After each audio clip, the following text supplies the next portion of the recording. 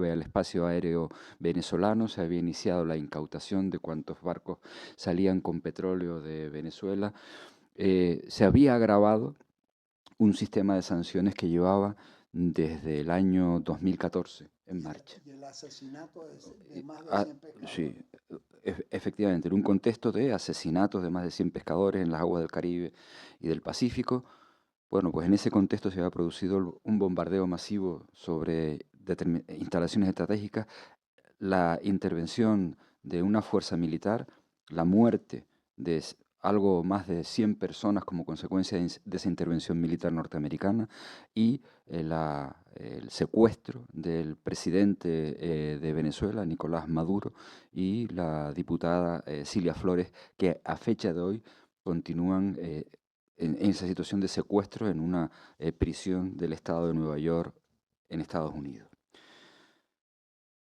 En ese contexto de sufrimiento inducido al pueblo venezolano, que recordemos que llevó incluso a una emigración masiva inducida desde el exterior, se producen los terribles acontecimientos del pasado 24 de junio.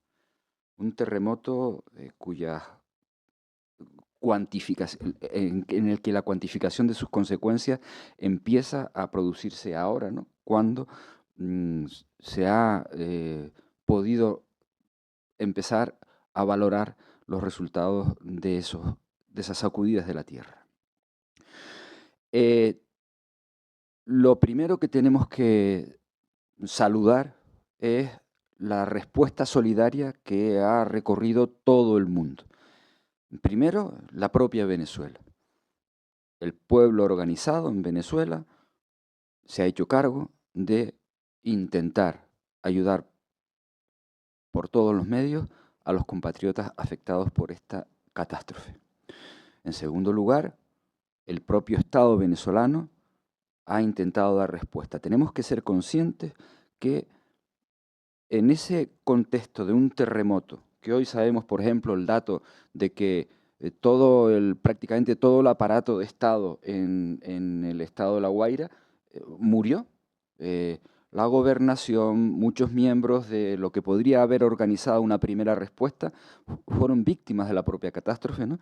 Pues en ese contexto, con rescatistas afectados en sus propias viviendas, con sus familiares también afectados, tienen que empezar a hacerse cargo de las consecuencias de ese terremoto.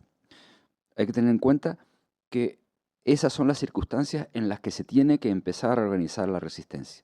Recordemos, con un Estado que ha sido debilitado como consecuencia de un sistema de llamadas sanciones que han significado la incautación de fondos en el extranjero, la imposibilidad de acceder de forma normal a los suministros imprescindibles para que un Estado funcione, en ese contexto en el que hay que empezar a organizar la respuesta al terremoto. Y aún así, lo que estamos viendo es que se intenta transmitir por todos los medios que en Venezuela lo que hay es, primero, un Estado fallido. Primero, toda una serie de mensajes que intentan aumentar el pánico entre la población. Recordemos, por ejemplo, el falso anuncio de tsunami, que provocó que en un momento en que había una primera respuesta inmediata al terremoto, quienes estaban en esas tareas, ante ese falso anuncio de tsunami, las abandonan e intentan ponerse a salvo de algo que no iba a suceder. Segundo lugar, esa idea de que el Estado no está presente. Aquí no hay nadie. Tercer lugar, que si está presente es para impedir que llegue la ayuda. Lo que dice la Organización de las Naciones Unidas es que el Estado venezolano está organizando la respuesta al terremoto, pero da igual lo que diga la Organización Mundial de la Salud, lo que diga la ONU. Parece que finalmente lo que se impone en nuestro entorno es el discurso trumpista en el que se desautoriza a los organismos multilaterales. Da igual que haya habido 143 estados que hayan mostrado su solidaridad con Venezuela y que eso se ha traducido activamente en la presencia en el terreno de rescatistas de más de 40 países. Da igual, todo eso da igual. Lo que interesa es resaltar la angustia de una familia que no está adecuadamente atendida, que seguro que son cientos de familias las que se sienten de esa manera. No me quiero ni imaginar lo que podría pasar en nuestro entorno en caso de una tragedia de ese calibre.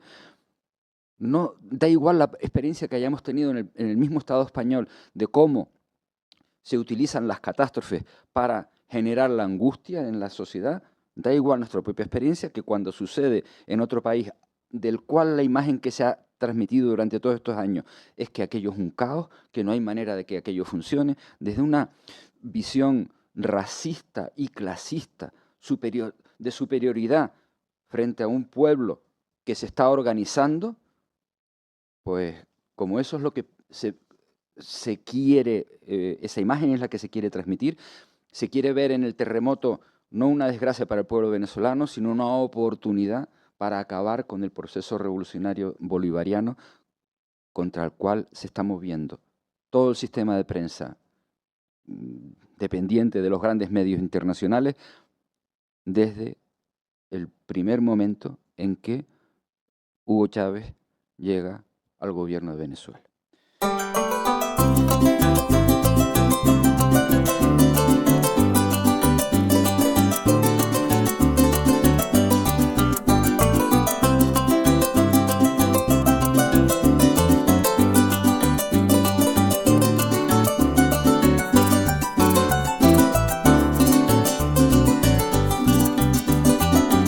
Yo supe que las conservas de Doña Ana, mi madrina,